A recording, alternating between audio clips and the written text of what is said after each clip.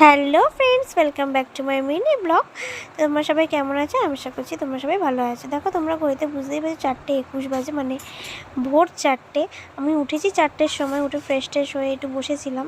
তো তারপর দেখো, এই যে চান ঠান করে একদম রেডি হয়ে নিয়েছি। এটা সিম্পল লুক।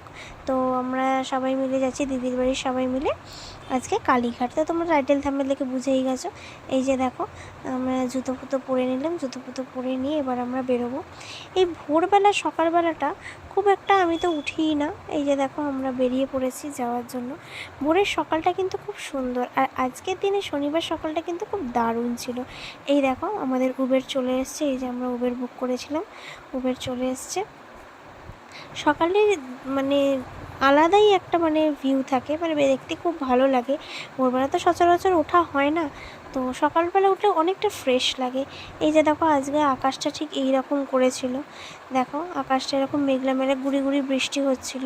পুরো পুজো দিয়েছি, গুড়ি গুড়ি বৃষ্টিতেই পুজো দেওয়া হয়েছে আমাদের। এই যে আমরা সেকেন্ড ব্রিজ দিয়ে যাচ্ছিলাম উবের করে। কী যে ভালো লাগছিলো, ঠান্ডা ঠান্ডা বাতাস বইছে, ভীষণ ভালো লাগছিলো। চারিদিকটা এত সুন্দর লাগছিলো। এই যে দেখো, তারপর আমরা কালীঘাটের মন্দিরে চলে এলাম। এই যে কালীঘাটের মন্দিরটা এত সুন্দর করেছে, এখন অনেক ডেভেলপমেন্ট করে দিয়েছে, খুব সুন্দর লাগছিলো চারিদিকটা।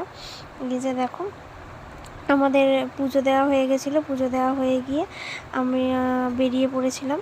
তো এই পুজো হয়ে যাওয়ার পর, এই যে আমাদের পুরো তো ভিডিও করা যায় না, তো এই যে দেখো, পুজো টুজো দিয়ে আবার উবের করে ফিরে রাখলাম। তোমাদের ব্লগটা কেমন লাগলো তোমরা অবশ্যই জানাবে। আজকের মতো টাটা।